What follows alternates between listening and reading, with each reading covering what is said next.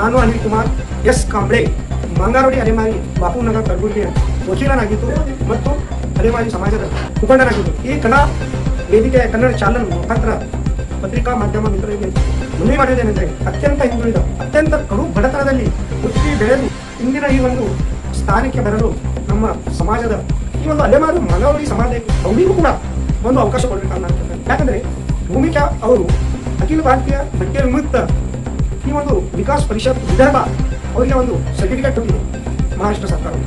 ಅದು ಈ ಒಂದು ಶೇಖರ್ ಭೋಸೆ ಅಧ್ಯಕ್ಷ ಮತ್ತು ದಿಲೀಪ್ ಚಿತ್ರಿ ಮೇಕರ್ ಸಂಯೋಜಕರು ಈ ಒಂದು ಅವಾರ್ಡ್ ನೀಡಿದ್ದಾರೆ ಅವರು ಭೂಮಿಕಾ.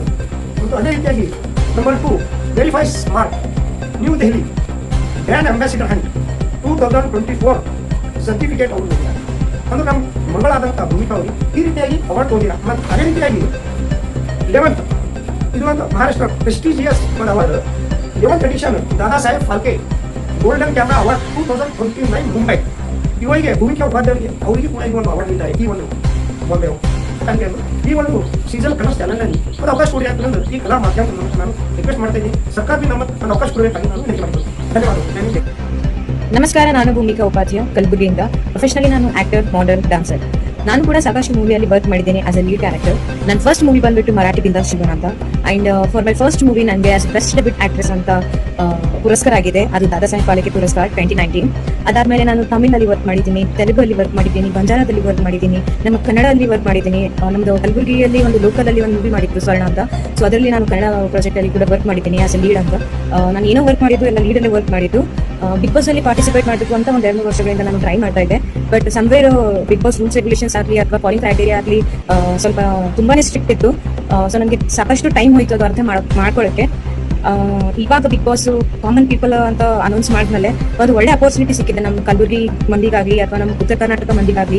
ಯಾಕಂತಂದ್ರೆ ನಮ್ಮ ಉತ್ತರ ಕರ್ನಾಟಕದಲ್ಲಿ ಏನೋ ಒಂದು ಟ್ಯಾಲೆಂಟ್ ಇದೆ. ಸೊ ಅವರಿಗೆ ಒಂದು ಒಳ್ಳೆ ಅಪರ್ಚುನಿಟಿ ಸಿಗ್ತಾ ಇಲ್ಲ. ಇವನ್ ನನಗೂ ನಾನು ಇಷ್ಟೆಲ್ಲ ವರ್ಕ್ ಮಾಡಿದ್ರು ಕೂಡ ನನಗೆ ಒಂದು ಅಪರ್ಚುನಿಟಿ ಸಿಗ್ಬೇಕಂದ್ರೆ ತುಂಬಾ ಕಷ್ಟ ಆಗ್ತಾ ಇತ್ತು. ಸೊ ಒಂದು ಕಾಮನ್ ಪೀಪಲ್ ಅಂತ ಅಂದ್ಮೇಲೆ ಬಿಗ್ ಬಾಸ್ ಅಲ್ಲಿ ನಾವು ನಮ್ದು ರಿಯಾಲಿಟಿ ಏನು, ನಮ್ಮ ಟ್ಯಾಲೆಂಟ್ ಏನು ಅಂತ ನಾವು ತೋರಿಸ್ಕೊಳ್ಬಹುದು ಈ ಅಪರ್ಚುನಿಟಿ ಸಿಕ್ಮೇಲೆ. ಅಂಡ್ ನನ್ಗೆ ಅನ್ಸಿದ ಪ್ರಕಾರ ಓನ್ಲಿ ಫಾಲೋವರ್ಸ್ ಸೋಷಿಯಲ್ ಮೀಡಿಯಾದಲ್ಲಿ ಇದ್ರೇನೆ ಅದು ಫೇಮಸ್ ಆರ್ಟಿಸ್ಟ್ ಅಥವಾ ಫೇಮಸ್ ಡಾನ್ಸರ್ ಆಗಲಿ, ಆಕ್ಟರ್ ಆಗಲಿ, ಸಿಂಗರ್ ಆಗಲಿ ಅಂತಲ್ಲ. ನನಗೂ ಕೂಡ ಸಾಕಷ್ಟು ಫಾಲೋವರ್ಸ್ ಇದ್ದಾರೆ, ಬಟ್ ಸೋಷಿಯಲ್ ಮೀಡಿಯಾದಲ್ಲಿ ಇಲ್ಲ. ರಿಯಲ್ ಅಲ್ಲಿ ಒಂದು ಸಾಕಷ್ಟು ಫಾಲೋವರ್ಸ್ ಆಗಲಿ ಅಥವಾ ಒಂದು ಅಚೀವ್ಮೆಂಟ್ಸ್ ಆಗಲಿ ಸಾಕಷ್ಟು ಇದೆ. ನಂದು ಕೂಡ ನಮ್ಮ ಉತ್ತರ ಕರ್ನಾಟಕದಲ್ಲಿ ಇರೋ ಆರ್ಟಿಸ್ಟ್ಗಳಿಗೆ ಇದೆ. ಸೊ ಇದೊಂದು ಒಳ್ಳೆ ಅಪರ್ಚುನಿಟಿ, ಒಂದು ಒಳ್ಳೆ ಪ್ಲಾಟ್ಫಾರ್ಮ್ ಸಿಗ್ತಾ ಇದೆ ನಮಗೆ. ಸೊ ನಾನು ತುಂಬಾ ಖುಷಿಯಾಗಿದ್ದೀನಿ ಇದು ನಂಗೆ ಅಪರ್ಚುನಿಟಿ ಸಿಗ್ಬಹುದು ಏನು ಅಂತ.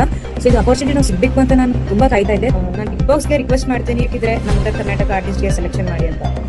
Thank you.